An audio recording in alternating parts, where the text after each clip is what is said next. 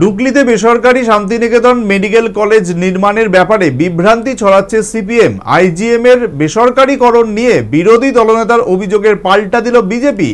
অল্প কিছুদিনের জন্য আইজিএম এর ডেন্টাল কলেজ ব্যবহার করবে বেসরকারি সংস্থা, জানিয়েছেন বিজেপির মুখ্য প্রবক্তা সুব্রত চক্রবর্তী।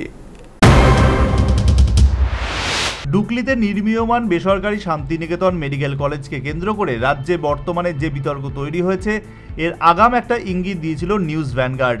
পশ্চিমবাংলার গরু পাচারের সঙ্গে যুক্ত এবং বর্তমানে জেলবন্দি তৃণমূল নেতা অনুব্রত মণ্ডল ঘনিষ্ঠ মলয় পীঠের লগ্নির টাকায় রাজ্যে তথা ডুকলিতে বেসরকারি শান্তিনিকেতন মেডিকেল কলেজ গড়ে উঠছে বলে 1 মে খবর প্রকাশ করেছিল নিউজ ভ্যানগার্ড। এমনকি এই মলয়পীঠ নিজেও গরু পাচার এবং পশ্চিমবাংলার নিয়োগ সংক্রান্ত দুর্নীতি মামলায় অভিযুক্ত বলে তথ্য দিয়ে স্পষ্ট মতামত প্রকাশ করেছিল নিউজ ভ্যানগার্ড। এবার সেই বিতর্ক রাজ্যে দানা বেঁধেছে। এমনকি এই গরু পাচার কাণ্ডে অভিযুক্ত মলয়পীঠকে শান্তিনিকেতন মেডিকেল কলেজে গড়ার অনুমতির বিষয়ে ছাড়পত্র সংক্রান্ত প্রশ্ন তুলেছেন রাজ্যের বিরোধী দলনেতা তথা সিপিএমের রাজ্য সম্পাদক জিতেন্দ্র চৌধুরী।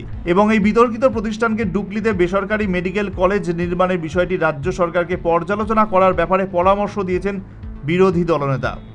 জিতেন্দ্র চৌধুরীর এই ধরনের মন্তব্যের পাল্টা দিল এবার বিজেপি। এক্ষেত্রে বিরোধী দলনেতা গল্পের গরু গাছে চড়ানোর চেষ্টা করেছেন বলে বাম জমানার স্বাস্থ্য কেলেঙ্কারির তথ্য দিলেন বিজেপির মুখ্য প্রবক্তা সুব্রত চক্রবর্তী। তিনি শান্তিনিকেতন মেডিকেল কলেজ নিয়ে অনেক লম্বা চড়া কথা বলেছেন এবং অনেক অমূলক বিষয় ওনার বক্তব্যের মধ্যে এসছে। অনেক গ্রাম গল্প তৈরি করেছেন, গল্পের গরু গাছে চড়ানোর চেষ্টা করেছেন যাতে মানুষকে বিভ্রান্ত করা যায়।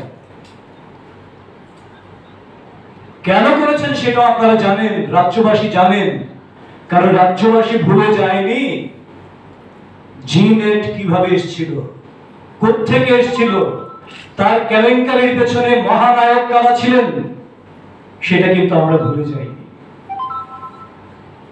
রাজ্যে যখন স্বাস্থ্য ব্যবস্থাকে প্রায় ভগ্নদশায় পরিণত করেছিল এই সিপিএম এবং কমিউনিস্টের শাসন দীর্ঘ 35 বছরে, তার থেকে রাজ্য যখন স্বাস্থ্য পরিষেবায় একটা অনন্য নজির তৈরি করে ক্রমশ স্বাস্থ্য ব্যবস্থাকে ঢেলে সাজানোর জন্য গ্রামগঞ্জ থেকে শুরু করে পিএসসি থেকে শুরু করে সমস্ত জায়গায় ডিস্ট্রিক্ট হসপিটাল সব জায়গায় আপগ্রেডেশন চলছে, আরো ইনফ্রাস্ট্রাকচার ডেভেলপ করা, আরো সুপার স্পেশাল।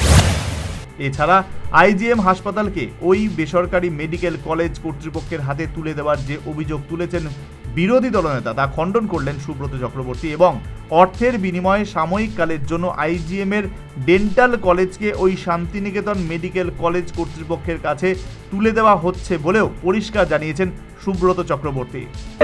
নার্ভাস সিস্টেম থেকে শুরু করে বিভিন্ন সার্কুলেটরি সিস্টেম থেকে শুরু করে অনেক কিছু জানতে হয়, আর সেটা কতদিনের জন্য দেওয়া হয়েছে? সাময়িক কালের জন্য ওই বিল্ডিং এ তাদের নার্সিং এবং তাদের থেকে উইথ পেমেন্ট,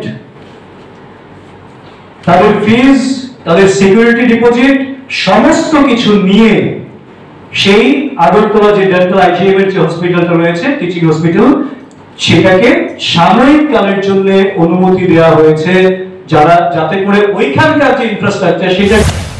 এছাড়া বিরোধী দলনেতা মেয়র দীপক মজুমদারের অসাংবিধানিকভাবে বিধায়ক নির্বাচিত হওয়ার ব্যাপারে অভিযোগ তুলে আইনি ব্যবস্থা গ্রহণের যে হুঁশিয়ারি দিয়েছেন বিষয়টিকে স্বাগত জানিয়েছেন বিজেপির মুখ্য প্রবক্তা এবং এই ব্যাপারে আইনের আশ্রয় গেলে বামেদের ক্ষেত্রে তা আত্মঘাতী হবে বলেও হুঁশিয়ারি দিয়েছেন সুব্রতবাবু। Bureau report, news vanguard.